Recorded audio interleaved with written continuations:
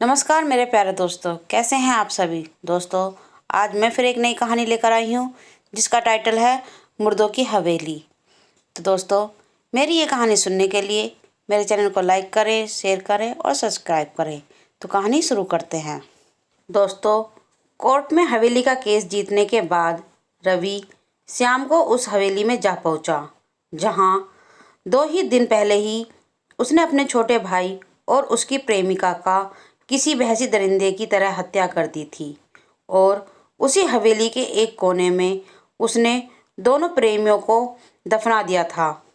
अब कोई हिस्सेदार न होने के कारण सारी जायदाद रवि ने अकेले ही निगल ली थी। वह दूसरे ही दिन हवेली को बेचकर विदेश भागने वाला था, इसलिए वह उसका ज़रूरी सामान और कुछ बेशकीमती चीज़ें लेने हवेली आया था। वहाँ पर कदम रखने के बाद सबसे पहले रवि बिजली चालू करने तहखाने गया। वहाँ गुप्त अंधेरा था, इसलिए मोबाइल टॉर्च चालू करके उसने बिजली का मेन स्विच ढूंढ लिया और बिजली का कनेक्शन चालू करने लगा। तभी अचानक उसे अपने पीछे किसी की गहरी सांस लेने की आवाज़ें आने लगीं और वहाँ पर किसी और के भी मौजूदगी का एहसास होने लगा। तभी बिजली का कनेक्शन चालू हो गया और उसने झट से पीछे मुड़कर देखा तो वहाँ कोई नहीं था। पर तहखाने में उसे अचानक बहुत ज़्यादा ठंड महसूस होने लगी। कहते हैं, अगर किसी बंद या सुनसान जगह पर अचानक बहुत ठंड महसूस होने लगे तो समझ लेना कि कोई प्रेत आत्मा आपके आसपास मंडरा रही है। रवि ने उस बात पर ज़्यादा ध्यान नहीं दिया। उसे तो बस सामान लेकर रात से पहले हवेली से निकलना था। तहखाने से बाहर आने के बाद उसने अपने कमरे में जाकर ज़रूरी सामान पैक कर लिया। उसके बाद उसे अपनी पेंटिंग की याद आई।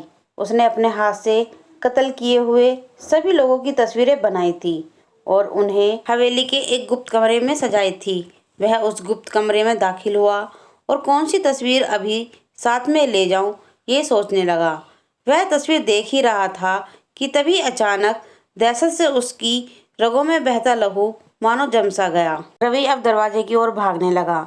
उसके पीछे मुड़ के देखने की भी हिम्मत नहीं हो रही थी, क्योंकि उसकी बनाई हुई सारी तस्वीरों की आंखें जो अभी तक सामने की तरफ देख रही थी, वह आंखें अब उसकी तरफ घूम गई थीं। अब उसके चेहरे पर थी एक शैतानी मुस्कान।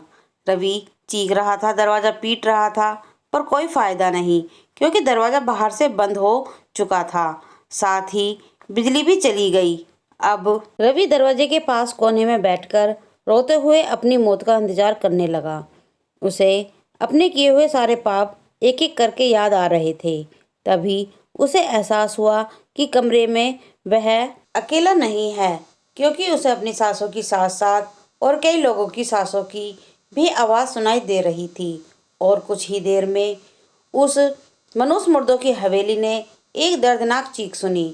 उसके बाद सुबह जब ब्रोकर एक पार्टी को हवेली दिखाने के लिए लाया तो उसे रवि की लाश हॉल में पड़ी मिली। उसकी आंखें खुली थीं और चेहरा इतना डरा हुआ था कि मानो उसे किसी ने दर्दनाक तरीके से मौत दी हो। दोस्तों, मेरी ये कहानी यहीं समाप्त होती है। आपको ये कहानी कैसी लगी कमेंट में ज़रूर लिखकर बताएं। धन्यवाद।